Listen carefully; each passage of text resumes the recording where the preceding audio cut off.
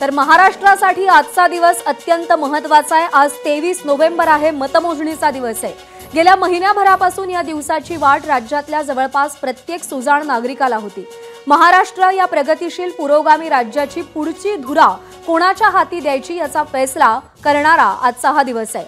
महाराष्ट्र विधानसभेची निवडणूक केवळ राज्यासाठीच नाही तर देशाच्या राजकारणासाठी महत्त्वाची आहे आणि अशा या महत्त्वाच्या निवडणुकीचा निकाल आज लागतोय। आणि यानंतर आपण थेट कुडाळमध्ये जाऊयात। सदाशिव लाड आपले प्रतिनिधी सध्या आपल्या सोबत आहेत। सदाशिव, राणे पुत्र कुडाळ मतदारसंघातून निवडणुकीच्या रिंगणात आहेत, त्या निकालाकडे सगळ्यांचं लक्ष असेल आणि त्यासोबतच कोकणामध्ये कुणाचं वर्चस्व याची देखील उत्सुकता आहे। नक्कीच कुडाळ मालवण विधानसभा मतदारसंघावर संपूर्ण राज्याचं लक्ष लागलेलं आहे, कारण या ठिकाणी माजी खासदार निलेश राणे यांच्या विरोधात विद्यमान आमदार वैभव नाईक अशी लढत जी आहे ती पाहायला मिळते। त्यामुळे शिवसेना विरुद्ध शिवसेना अशी लढत जी आहे ती आपल्याला या ठिकाणी पाहायला मिळत आहे। त्यासोबतच जर पाहिलं असेल तर राणेंचे दुसरे पुत्र जे आहेत ते कणकवली विधानसभा मतदारसंघात पाहायला मिळत आहेत। त्यामुळे त्या ठिकाणी ते विद्यमान आमदार आहेत, त्यांच्या विरोधात उद्धव बाळासाहेब ठाकरे यांच्या पक्षाकडून संदेश पारकर यांना रणांगणात उतरलेलं होतं, त्यामुळे याकडे देखील लक्ष लागलेलं आहे। सिंधुदुर्गात जसं दोन राणेंचे पुत्र आहेत, तसेच रत्नागिरीत जर पाहिलं असेल तर सामंत बंधू जे आहेत ते पाहायला मिळत आहेत। रत्नागिरी विधानसभा मतदारसंघात उदय सामंत यांच्या विरोधात बाळा माने जे आहेत त्यांनी ते उभे आहेत आणि राजापूर मतदारसंघात किरण सामंत यांच्या विरोधात विद्यमान आमदार राजन साळवी अशी जी लढत आहे ती पाहायला मिळते। त्यासोबतच रत्नागिरीतली अजून एक लक्षवेधी लढत म्हणजे खेड दापोली मंदणगड विधानसभा मतदारसंघ, या ठिकाणी योगेश कदम यांच्या विरोधात संजय कदम अशी लढत जी आहे ती पाहायला मिळत आहे। त्यासोबतच गुहागर विधानसभा मतदारसंघात भास्कर जाधव विरुद्ध राजेश बेंडल अशी लढत जी आहे ती पाहायला मिळते। सिंधुदुर्गात अजून एक लक्षवेधी लढत आहे ती सावंतवाडी विधानसभा मतदारसंघात, कारण शालेय शिक्षण मंत्री दीपक केसरकर यांच्या विरोधात राजन तेली जे आहेत ते आहेत। सिंधुदुर्गात आणि रत्नागिरीत बहुतांश ठिकाणी शिवसेना विरुद्ध शिवसेना अशी लढत जी आहे ती प्रामुख्याने पाहायला मिळते। तर रायगड जिल्ह्यात जर पाहिलं असेल तर उरण विधानसभा मतदारसंघात राजेश बादली हे महायुतीचे उमेदवार आहेत, त्यांच्या विरोधात सदाशिव, रायगड, रत्नागिरी आणि सिंधुदुर्ग या कोकण पट्ट्यातल्या लढती देखील तेवढ्याच महत्त्वाच्या आहेत। कोकणावर कोण वर्चस्व प्रस्थापित करणार याची देखील उत्सुकता आहे। अपडेट जाणून घेत राहू। सध्या धन्यवाद दिलेल्या माहितीसाठी। आणि यानंतर बातमी बुलढाण्यातून आहे। बुलढाण्यातल्या मतमोजणी केंद्रावरून आमचा आढावा घेतलेला आहे आमचे प्रतिनिधी संजय महाजन यांनी। बुलढाणा जिल्ह्यातील 7ही विधानसभा मतमोजणी केंद्रावर आता मोठा पोलीस बंदोबस्त आपल्याला बघायला मिळत आहे। साधारणतः 8 वाजता ही मतमोजणी सुरू होणार आहे। सध्या मी बुलढाणा येथील मतमोजणी केंद्रावर आपण जर का बघितलं तर या ठिकाणी सकाळपासूनच खूप मोठ्या प्रमाणात पोलीस बंदोबस्त लावण्यात आलेला आहे। मतमोजणी केंद्राच्या 200 मीटर परिसरात जमावबंदी आदेश लागू करण्यात आलेला आहे आणि त्यामुळे या ठिकाणी पोलिसांचाही खूप मोठा बंदोबस्त आहे। प्रत्येक व्यक्तीला आतमध्ये जर मतमोजणी केंद्रात सोडायचं असेल तर त्याची पूर्ण तपासणी करून आतमध्ये सोडण्यात येत आहे। पोलिसांचा जर विचार केला तर जवळपास आज या मतदान केंद्रावर 700 ते 800 पोलीस मतमोजणी केंद्रावर 700 ते 800 पोलिसांचा बंदोबस्त या ठिकाणी लावण्यात आलेला आहे आणि त्यामुळे बुलढाणा येथील मतमोजणी केंद्रावर मोठ्या सुरक्षेच्या व्यवस्था करण्यात आलेल्या आहे। आपण जर का बघितलं तर आता या मतमोजणी केंद्रावर सकाळपासूनच मतमोजणी प्रतिनिधींची सुद्धा गर्दी झालेली आहे। प्रत्येक मतमोजणी जो प्रतिनिधी आहे त्याला पूर्णतः तपासूनच आज सोडण्यात येत आहे आणि मोठ्या प्रमाणावर या ठिकाणी गर्दी होऊ नये यासाठी पोलिसांनी मोठी खबरदारी घेतली आहे। कॅमेरामन शांतारामसह डॉक्टर संजय महाजन, एबीपी माझा, बुलढाणा। आहे ती बारामतीमधली आणि बारामतीच्या या लढतीकडे संपूर्ण राज्याचं लक्ष लागून राहिलंय। बारामतीमध्ये अजित पवारांना पुतण्या युगेंद्र पवारांचं मोठं आव्हान पाहायला मिळत आहे आणि युगेंद्र पवारांच्या पाठीशी खुद्द शरद पवार आहेत आणि त्यांनी युगेंद्र पवारांसाठी बारामती अक्षरशः पिंजून काढली आहे। काका विरुद्ध पुतण्यामध्ये अजित पवारांची प्रतिष्ठा पणाला लागल्याचं आपल्याला पाहायला मिळत आहे। बारामती हा अजित पवारांचा बालेकिल्ला आहे आणि त्यांना घरातूनच या त्यांच्या बालेकिल्ल्यात एक मोठं आव्हान उभं ठाकताना दिसतंय। बारामतीकरांचा कौल नेमका कोणाकडे याकडे संपूर्ण राज्याचं लक्ष लागलं असेल। पारंपरिक नेतृत्व निवडतात की नव्या तरुण चेहऱ्याकडे धुरा सोपवतात याची उत्सुकता आहे। आणि नाशिकच्या येवला येथील मतदान केंद्राबाहेरून आढावा घेतलाय मुकुल कुलकर्णी यांनी। विधानसभा निवडणुकीची मतमोजणी आज होत आहे। मतमोजणीची सर्व तयारी झालेली आहे। उत्तर महाराष्ट्रामध्ये एकूण 47 विधानसभा मतदारसंघ आहे, त्यामध्ये 8 मंत्र्यांचा राजकीय भवितव्याचा आज फैसला होणार आहे। त्याचबरोबर विधानसभेचे उपाध्यक्ष नरहरी झिरवाळ यांच्या देखील निकालाकडे अवघ्या राज्याचं लक्ष लागले। आपण आता येवला विधानसभा मतदारसंघामध्ये आहोत आणि येवला विधानसभा मतदारसंघाची मतमोजणी याच ठिकाणी होणार आहे। आपण बघतोय की जेव्हा मतदान झालं तेव्हापासून इथे स्ट्रॉंग रूम तयार करण्यात आलेली होती, सुरक्षा व्यवस्था तैनात करण्यात आलेली आहे। हळूहळू आता सर्व कर्मचारी मतमोजणीच्या केंद्राच्या ठिकाणी येऊ लागलेले आहेत। बरोबर 8 वाजता मतमोजणीला सुरुवात होणार आहे। सुरुवातीचा अर्धा तास टपाल मतांची मोजणी होणार आहे आणि त्यानंतर जे ईव्हीएम मशीन होते त्याच्यामधनं जे मतदान झालेलं आहे त्याची मतमोजणी होणार आहे। आपण बघतोय एका बाजूला सीसीटीव्ही कॅमेरे लावण्यात आलेले आहेत आणि सीसीटीव्ही कॅमेऱ्याच्या माध्यमातून देखील या संपूर्ण मतमोजणी केंद्रावर निगराणी ठेवली जात आहे। त्यामुळे प्रत्यक्ष मतमोजणीला 8 वाजता सुरुवात होणार आहे। सुरुवातीला अर्धा तास टपाल मतांची मोजणी होणार आहे। 8 वाजेपर्यंत जेवढे मतदान टपालच्या माध्यमातून येतील त्या सर्वांची मतमोजणी केली जाणार आहे। नंतर येवला विधानसभा मतदारसंघामध्ये 14 टेबल ठेवण्यात आलेले आहेत आणि या 14 टेबलच्या माध्यमातून 24 फेऱ्या होतील। त्याचबरोबर नाशिक जिल्ह्यातील सर्वाधिक जर कुठल्या मतदान संघामध्ये फेऱ्या होणार असेल तर तो नाशिक पश्चिम आहे, तिथे जवळपास 30 फेऱ्या होणार आहे।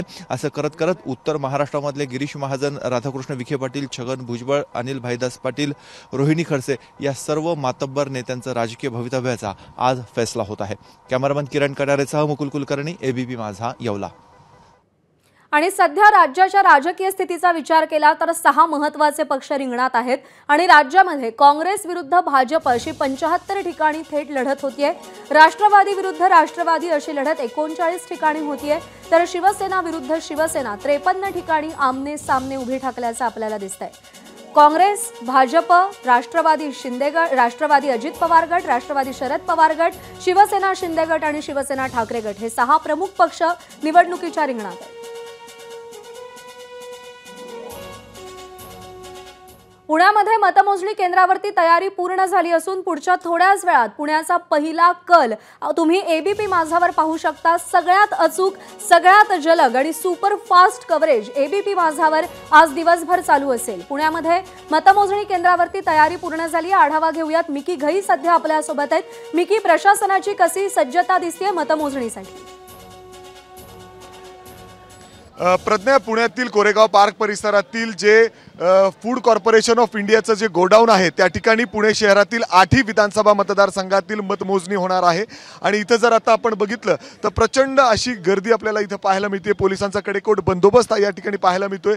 जवळपास 1000हून अधिक जे सरकारी अधिकारी कर्मचारी असतात गेलेले आहेत। प्रत्येकाला चेक करून या ठिकाणी आतमध्ये सोडलं जातंय। कुठलेही इलेक्ट्रॉनिक गॅजेट्स आतमध्ये घेऊन जाण्यास मनाई आहे। जर आपण बघितलं तर अशा पद्धतीने प्रत्येकाला चेक केलं जातंय। आयडेंटिटी कार्ड या ठिकाणी चेक केले जात आहेत। या परिसरात जर आपण बघितलं तर जे 8 विधानसभा मतदारसंघ आहेत त्यांची मतमोजणी इथं होते, त्यामुळं या परिसरात पेरीफेरीमध्ये जमावबंदी या ठिकाणी लागू करण्यात आलेली आहे। कारण मोठ्या संख्येने जर कार्यकर्ते इथं आले तर काही अनुचित इथं घडू नये याचा प्रयत्न पोलिसांकडून होतोय। आपण बघतोय या सगळ्या परिसरामध्ये फक्त अधिकाऱ्यांच्या गाड्या, पोलिसांच्या गाड्याच फक्त इथं अलाउड आहेत।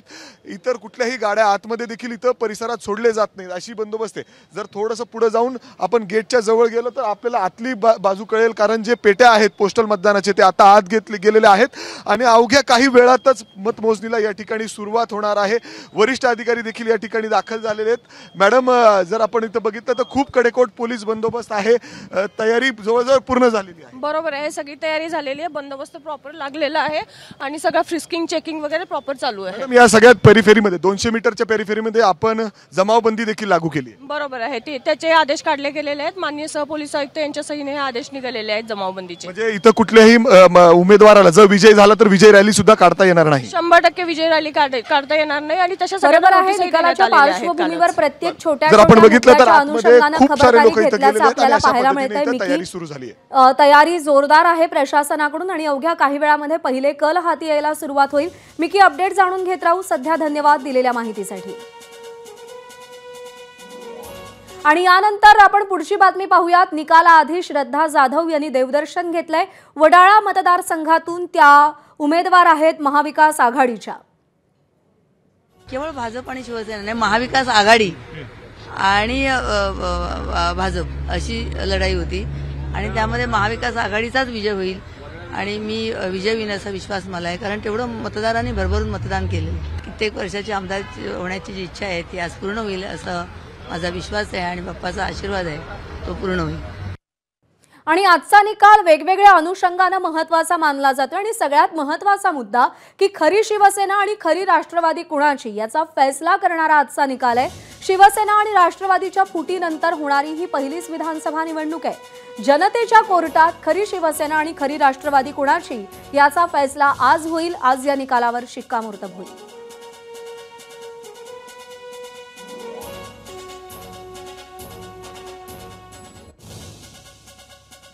तर शिवसेना आणि राष्ट्रवादीमध्ये फूट पडल्यानंतर पहिली विधानसभा निवडणूक ही होतीये. अर्थात खरी शिवसेना खरी राष्ट्रवादी आमचीच असा दावा दोन्ही गटांकडून केला जातो, पण शिक्कामोर्तब आज जनतेच्या कोर्टात होईल. दरम्यान देवेंद्र फडणवीसांच्या घराबाहेरून आपले प्रतिनिधी सध्या आपल्या सोबत आहेत. नागपूर दक्षिण पश्चिम मधून देवेंद्र फडणवीस निवडणुकीच्या रिंगणामध्ये आहेत. त्यांच्या विरोधात प्रफुल्ल गुडधे यांचं आव्हान आहे आणि आपणच विजयी होऊ असा दावा देवेंद्र फडणवीस असेल किंवा प्रफुल्ल गुडधे असेल दोघांकडूनही केला जातो. नागपूरमध्ये देवेंद्र फडणवीसांनी प्रचार रॅली घेतल्याचं देखील आपल्याला पाहायला मिळालेलं होतं. तुषार कोहळे आपले प्रतिनिधी देवेंद्र फडणवीसांच्या घराबाहेरून सध्या आपल्या सोबत आहेत. तुषार, देवेंद्र फडणवीसांसाठी केवळ त्यांचा मतदारसंघ नाही तर महाराष्ट्राची ही निवडणूक अत्यंत महत्त्वाची आहे, प्रतिष्ठेची आहे. कसं वातावरण सध्या तिथे पाहायला मिळतंय? निश्चित जर का आपण बघितलं देवेंद्र फडणवीस यांनी भाजपच्या वतीने या संपूर्ण निवडणुकीचं नेतृत्व केलेलं होतं आणि महायुती म्हणून देखील ते संपूर्ण या निवडणुकीला लीड करत होते. सध्या जर का देवेंद्र फडणवीस यांच्या घरासमोर दृश्य बघायचं असलं तर आता सध्या इथे शांतता आहे, कोणीही कार्यकर्ते आपल्याला पाहायला मिळत नाही. आणि महत्त्वाची गोष्ट की भाजपच्या पक्षश्रेष्ठीने देखील कार्यकर्त्यांना तशा सूचना केल्या की कोणतेही निकाल स्पष्ट झाल्याशिवाय कोणी जल्लोष करणार नाही, होर्डिंगबाजी करणार नाही. त्यामुळे तुम्ही जर का ही फ्रेम बघितली नाही ते या फ्रेमवरचा मजकूर रेडी आहे, मात्र कोणीही होर्डिंगबाजी करत नाही आहे. नाहीतर इथं मोठ्या संख्येने भावी मुख्यमंत्री विजयाचे अभिनंदन अशा प्रकारचे आतापासून होर्डिंग लागायला सुरुवात झाली असती. मात्र जेव्हापर्यंत निकालाचं चित्र स्पष्ट होणार नाही तेव्हापर्यंत कोणीही होर्डिंगबाजी करणार नाही, कोणीही जल्लोष करणार नाही अशा प्रकारच्या सूचना भाजपच्या पक्षश्रेष्ठीने दिलेल्या आहेत. त्यामुळे देवेंद्र फडणवीस यांच्या नागपूरच्या निवासस्थानासमोर देखील आपल्याला कोणी पाहायला मिळत नाही, शुकशुकाट पाहायला मिळतो.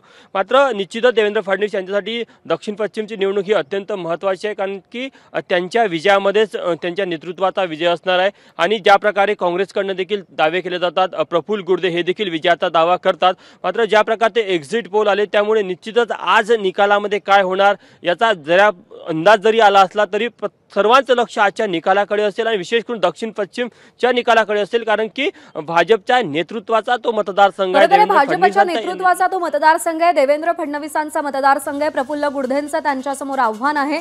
त्यामुळे या निकालाकडे देखील लक्ष असेल. निकालाचं चित्र स्पष्ट झाल्याशिवाय कोणत्याही प्रकारचा जल्लोष करू नका, भाजप पक्षश्रेष्ठींनी कार्यकर्त्यांना अशा प्रकारच्या सूचना दिल्या आहेत. होर्डिंगबाजी न करण्याच्या भाजपच्या कार्यकर्त्यांना सूचना दिल्या गेलेल्या आहेत. पुन्हा एकदा जाऊयात, तुषार कोहळे आपले प्रतिनिधी सध्या आपल्या सोबत आहेत. तुषार, काहीशी सावध भूमिका भाजपकडून आपल्याला पाहायला मिळते, कारण काय यामागचं?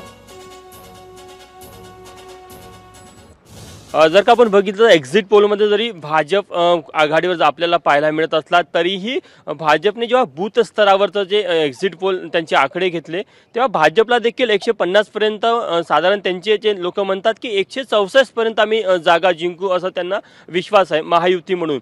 मात्र शेवटल्या क्षणाला काही 2-3% मतदार जर का त्यांना जे अपेक्षित आहे की स्विंग होईल महिलांचं मतदार, ते जर का स्विंग झालं नाही तर निश्चितच भाजपला किंवा महायुतीला फटका बसू शकतो. त्यामुळे जेव्हा साधारण 11 वाजेपर्यंत निकालाचं चित्र स्पष्ट होणार नाही तेव्हापर्यंत कोणीही जल्लोष करू नये, कारण की हरियाणामध्ये आपल्याला पाहायला मिळालं होतं की सुरुवातीला जे कल आले होते त्यामध्ये काँग्रेसने मोठी आघाडी घेतलेली होती आणि असं वाटत होतं की काँग्रेस कुठेतरी हरियाणामध्ये सत्तेमध्ये येणार. मात्र दुपारनंतर चित्र स्पष्ट झालं. अनेक ठिकाणी हरियाणामध्ये काँग्रेसच्या कार्यालयामध्ये जल्लोष देखील सुरू झाला. ती नामुष्की भाजपवर येऊ नये किंवा ती नामुष्की महायुतीवर येऊ नये, शिवसेना किंवा अजित पवार गटांवर येऊ नये. त्यामुळे भाजपला तर सूचना दिल्या, सोबतच महायुती म्हणूनही इतर घटक पक्षांना देखील तशा प्रकारच्या सूचना आहे की कोणीही निकालाचं चित्र स्पष्ट झाल्याशिवाय जल्लोष करणार नाही, कोणीही भावी मुख्यमंत्र्यांचे होर्डिंग्स लावणार नाही अशा प्रकारच्या सूचना आहेत. त्यामुळे आपल्याला पाहायला मिळते निकालाचं चित्र स्पष्ट होत नाही, जल्लोष करू नका, बॅनरबाजी करू नका अशा सूचना देत भाजपनं काहीशी सावध भूमिका घेतल्याचं दिसतंय. तुषार, धन्यवाद दिलेल्या माहितीसाठी. दरम्यान कोल्हापूरमधून कोल्हापूरच्या लक्षवेधी कागलमधून पहिला कल थोड्याच वेळात एबीपी माझावर तुम्ही पाहू शकता। हसन मुश्रीफ विरुद्ध समरजित घाटगे अशी लढत इकडे आपल्याला पाहायला मिळतेय। कागलच्या जागेवरून महायुतीमध्ये काहीसा तणाव होता, समरजित घाटगे इच्छुक होते, पण ही जागा अजित पवार गटाला सुटली। हसन मुश्रीफ तिथले विद्यमान आमदार आहेत, त्यांच्या खात्यामध्ये ती जागा गेली, त्यामुळे समरजित घाटगे नाराज झाले।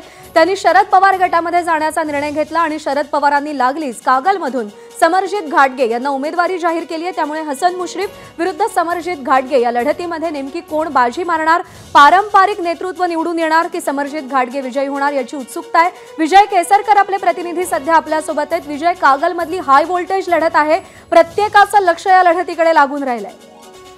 अगदी बरोबर आहे, प्रत्येकाचं लक्ष कोल्हापुरातील कागलच्या लढतीकडे लागून राहिलेलं आहे, कारण या ठिकाणी आपण बघितलं तर घड्याळ विरुद्ध तुतारी अशा पद्धतीचा सामना आहे तो रंगताना आपल्याला पाहायला मिळतोय। आणि पहिल्या प्रचाराच्या पहिल्या दिवसापासूनच या ठिकाणी तणावाचं वातावरण आहे ते दोन्ही बाजूनं पाहायला मिळालेलं होतं। त्यामुळे कागलमध्ये निकाल कुणाचा लागतो, कुणाच्या बाजूनं मतदान होतं याकडे सगळ्यांचं लक्ष लागलेलं आहे। पुढच्या काही मिनिटांमध्ये इथला पुढचा कल आहे तो आपल्या समोर येणार आहे।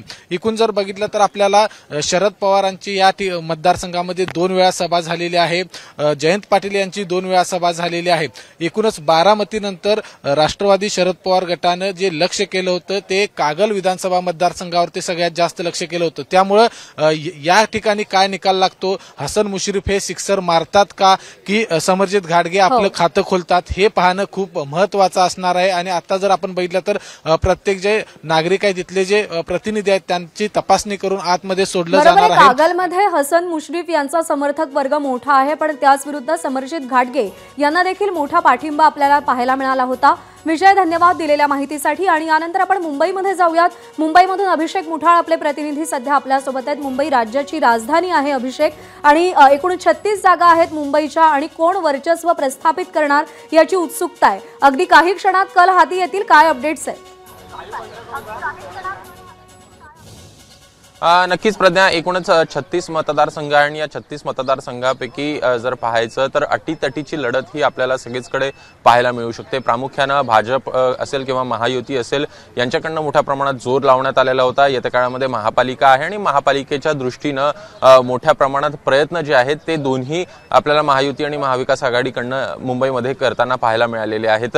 मी सध्याला जे मलबार हिल मतदारसंघ आहे जिथं मंगलप्रभात लोढा हे विद्यमान आमदार आहेत, एकूणच 7:15 वाजताच्या दरम्यान सगळे स्ट्रॉंग रूम जे आहे ती उघडण्यात येणार आहे। पण त्या अगोदर आपण इथं बघू शकतो आहे मोठ्या प्रमाणात पोलिसांचा बंदोबस्त जो आहे तो इथं तैनात करण्यात आलेला आहे। एकूणच जे पक्षाचे प्रतिनिधी आहेत ते देखील सध्याला आता एंट्री करताना आपल्याला पाहायला मिळत आहेत। 7:15 वाजता स्ट्रॉंग रूम उघडल्यानंतर 8 वाजता मतमोजणी जी आहे ती इथं सुरुवात होताना आपल्याला पाहायला मिळणार आहे। 8 वाजता पोस्टल बॅलेट्स आणि त्यानंतर मग ईव्हीएम ची जी काउंटिंग आहे ती आपल्याला पार पडताना पाहायला मिळेल।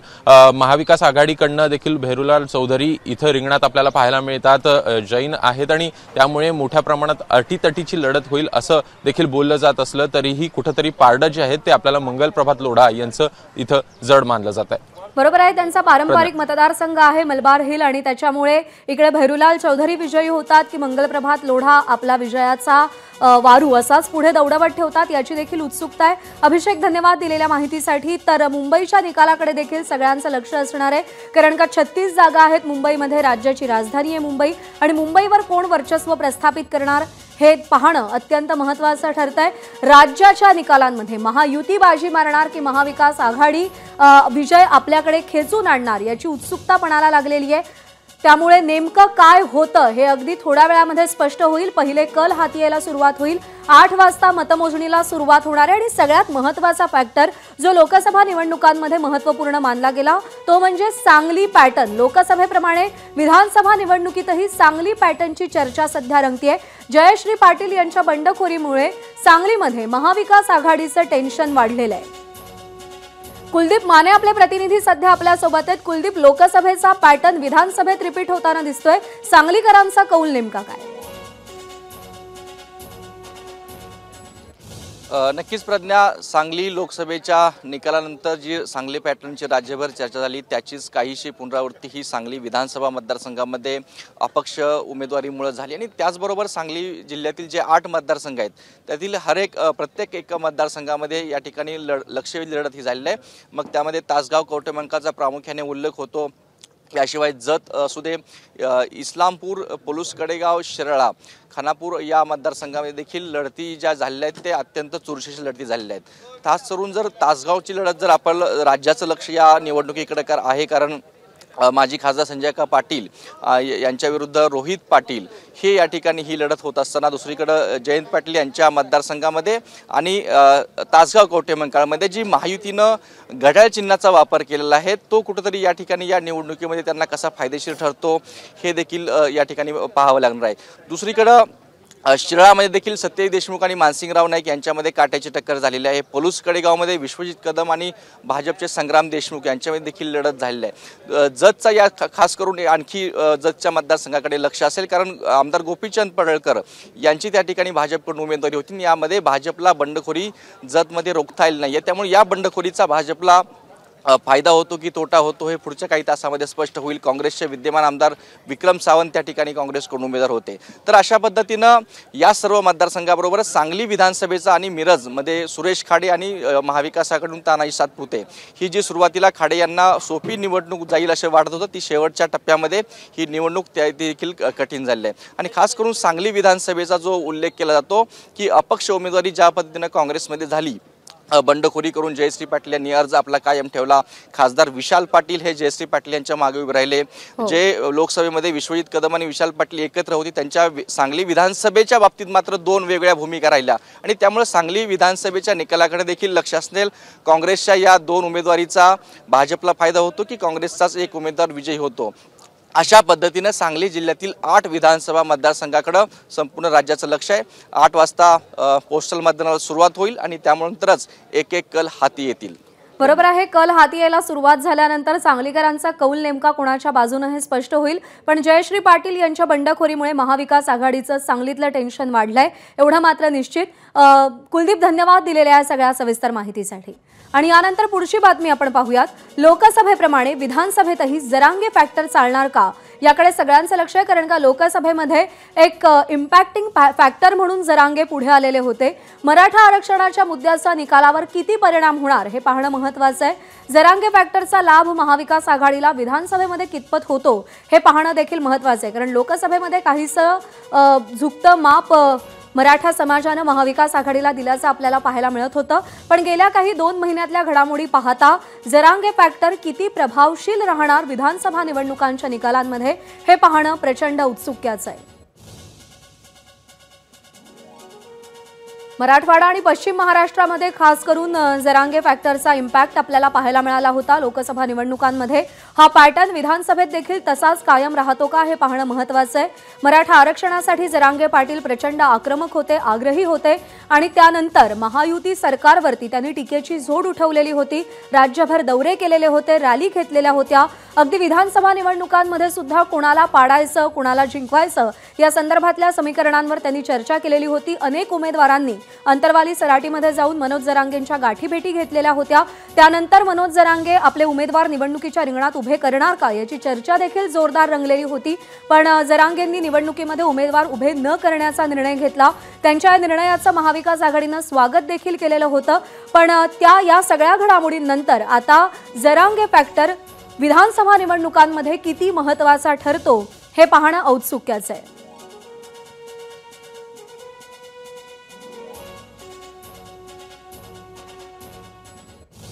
आणि सध्या आपण दृश्य पाहतोय पोस्टल बॅलेट, पोस्टल मतदानाची ज्या काही पेट्या आहेत त्या हळूहळू दाखल व्हायला सुरुवात झालेली आहे। अगदी तासाभरामध्ये पहिले कल आपल्या हाती येणार झालेली आहे। जर आपण पुढे बघितलं तर तिथे देखील जवळपास 8 ते 10 पेट्या आहेत। जर आता इथं आपण बघितलं तर कसबा पेठ विधानसभा मतदारसंघातील ही मतपत्रिका पेटी आहे आणि अशा पद्धतीने पोलिसांनी सगळं चेक करून अर्थातच बंदोबस्तमध्ये हे सगळे जे पेट्या आहेत ते आतमध्ये सोडले जात आहेत। आतमध्ये या सगळ्या गोडाऊन्समध्ये इथं काउंटिंग होणार आहे। 8ही विधानसभा मतदारसंघातील याच ठिकाणी मतमोजणी होणार आहे आणि त्यामुळे जर आपण बघितलं तर पलीकडच्या बाजूला देखील पोलिसांनी कडेकोट बंदोबस्त तैनात केलेला आहे। प्रत्येकाला चेक करून आतमध्ये सोडलं जातंय आणि अशा पद्धतीने काही वेळातच या ठिकाणी मतमोजणीला सुरुवात होणार आहे। कॅमेरामन अमोल गवाळेसह मी मिकी घई, एबीपी माझा। त्यामुळे अवघ्या 1 तासाचा कालावधी, 1 तासाचा अवधी आणि त्यानंतर पोस्टल मतदानाची आकडेवारी समोर यायला सुरुवात होईल। पहिले कल हाती येतील, त्यामुळे अवघ्या तासाभरात कल हाती यायला सुरुवात झाल्यानंतर निकालाचे वेगवान अपडेट तुम्ही एबीपी माझावर सातत्याने पाहू शकता। सर्वात अचूक, सर्वात जलद निकाल एबीपी माझावर आज दिवसभर तुम्ही पाहू शकणार आहात। महायुतीची सत्ता येणार की महाविकास आघाडीची सत्ता येणार याची उत्सुकता अवघ्या देशाला लागून राहिलेली आहे, कारण का महाराष्ट्राची ही निवडणूक केवळ राज्याच्या राजकारणावर नाही तर देशाच्या राजकारणावरती परिणाम करणारी आहे। 288 मतदारसंघामध्ये एकूण 4136 उमेदवार निवडणुकीच्या रिंगणामध्ये आहेत। 9,70,25,119 अधिकृत उमेदवार आहेत आणि यंदा या निवडणुकांमध्ये साधारणतः 64% मतदानाची आकडेवारी समोर आली आहे। 1995 नंतर पहिल्यांदाच राज्यामध्ये एवढ्या मोठ्या प्रमाणात मतदान झालंय। मतदानाची वाढलेली ही टक्केवारी कोणासाठी पोषक, कोणासाठी पूरक ठरणार हे देखील पाहणं महत्त्वाचं आहे। महिलांची मतदानाची टक्केवारी वाढलेली आहे, त्यामुळे लाडकी बहीण योजनेचा इम्पॅक्ट या मतदानावरती आपल्याला पाहायला मिळालाय का हे देखील अवघ्या थोड्या वेळामध्ये स्पष्ट होईल। 2019 मध्ये साधारणतः 61% मतदान झालेलं होतं आणि त्यानंतर 4 ते 5% मतदान राज्यामध्ये 2024 मध्ये वाढल्याचं आपल्याला दिसतंय। आणि मुंबादेवी मतदारसंघाचा पहिला कल तुम्ही एबीपी माझावर पाहू शकता। 7:30 वाजता स्ट्रॉंग रूम उघडणार आहे आणि 8 वाजता मतमोजणीला सुरुवात होणार आहे। शिवसेनेच्या शायना एनसी विरुद्ध काँग्रेसचे अमीन पटेल अशी लढत मुंबादेवी मतदारसंघामध्ये आपल्याला पाहायला मिळते। शायना एनसी यांनी शिवसेनेमध्ये प्रवेश केला आणि त्यांना मुंबादेवी मतदारसंघातून उमेदवारी दिली गेली। त्यांच्या विरुद्ध अमीन पटेल यांचं आव्हान आहे। मुंबादेवी विधानसभा मतदारसंघासाठी मुंबादेवीतल्या बीएमसी स्कूलमध्ये मतमोजणी काही वेळामध्ये सुरू होणार आहे। सध्या आपण पाहतोय मतमोजणीसाठी अधिकारी आता जायला सुरुवात झालेली आहे। साधारणपणे 8 वाजता मतमोजणीला सुरुवात होणार आहे। 6 पर्यंत सर्व अधिकाऱ्यांना मतमोजणी केंद्रावर पोहोचणं गरजेचं होतं आणि त्यानंतर साधारणपणे 7:30 वाजता स्ट्रॉंग रूम उघडले जातील आणि त्यानंतर मतमोजणीला प्रत्यक्षात 8 वाजता सुरुवात होणार आहे। हे जिल्हा गिल्डरपत मनपा शाळा इमारत आपण पाहतोय आणि या ठिकाणी मुंबादेवी विधानसभा 186 मतदारसंघासाठी मतमोजणी साधारणपणे 8 वाजता सुरू होणार आहे। या विधानसभा मतदारसंघामध्ये प्रामुख्यानं दुहेरी लढत आपल्याला पाहायला मिळते। एकनाथ शिंदेंच्या शिवसेनेच्या वतीनं शायना एनसी उमेदवार होत्या, तर दुसरीकडे काँग्रेसचे उमेदवार म्हणून अमीन पटेल निवडणुकीच्या रिंगणात आपल्याला पाहायला मिळाले। मागच्या वेळी अमीन पटेल निवडून आले होते, त्यामुळे पुन्हा एकदा अमीन पटेल यांचीच वर्णी लागेल अशा पद्धतीची एक शक्यता वर्तवण्यात येते। मात्र प्रत्यक्षात आज काय होतं हे पाहणं महत्त्वाचं राहणार आहे। समोर आपण पाहतोय या ठिकाणी वेगवेगळे टेबल करण्यात आलेले आहेत, मेडिकल कॅम्प देखील या ठिकाणी लावण्यात आलेला आहे। येणाऱ्या प्रत्येक अधिकाऱ्याची तपासणी करून आता ही सर्व मंडळी मतमोजणी केंद्रात पोहोचते आणि काही वेळातच मतमोजणीला सुरुवात होणार आहे। मुंबईमध्ये आज मोठ्या प्रमाणामध्ये येणाऱ्यांची मोठी संख्या आहे। पोलीस बंदोबस्त लावण्यात आलेला आहे। साधारणपणे प्रत्येक विधानसभा मतदारसंघामध्ये सुरक्षिततेची काळजी हमी घेण्यात आलेली आहे। राज्य राखीव पोलीस दलाचे जवान आहेत, मुंबई पोलीस देखील या ठिकाणी तैनात करण्यात आलेले आहेत आणि काही वेळातच मतमोजणीला प्रत्यक्षात सुरुवात होताना आपल्याला पाहायला मिळणार आहे। कॅमेरामन रुपेश शेलारसह निलेश बुदावले, एबीपी माझा, मुंबई। तर शायना एनसी विरुद्ध अमीन पटेल अशी लढत आपल्याला पाहायला मिळते। मुंबादेवी मतदारसंघात पहिला कल अगदी थोड्याच वेळात हाती येईल। 7:30 वाजता मतपेट्या उघडतील आणि 8 वाजता मतमोजणीला सुरुवात होणार आहे। पहिले कल हाती येणार आहेत। सगळ्यात अचूक, सगळ्यात जलद अंदाज तुम्ही एबीपी माझावरती पाहू शकता। महानिकालाचं महाकव्हरेज एबीपी माझावर आज दिवसभर असंच सुरू राहणार आहे। विश्वसनीय निकाल फक्त एबीपी माझावर आज दिवसभर तुम्ही पाहू शकणार आहात। लोकांनी जास्तीत जास्त मतदानासाठी बाहेर पडावं असं आवाहन करण्यात आलेलं होतं आणि या आवाहनाला लोकांनी सकारात्मक प्रतिसाद दिलाय। मतदानाची टक्केवारी वाढली आहे। ही वाढलेली मतदानाची टक्केवारी कोणाला लाभणार हे पाहणं देखील महत्त्वाचं आहे। सगळ्यात महत्त्वाचा मुद्दा राष्ट्रीय स्वयंसेवक संघ या निवडणुकीच्या रणांगणामध्ये सक्रिय सहभागी होताना आपल्याला पाहायला मिळाला। लोकांना जास्तीत जास्त मतदानाचं आवाहन संघाकडून केलं गेलेलं होतं आणि हा मुद्दा भाजपच्या बाजूने सकारात्मक म्हणावा लागेल।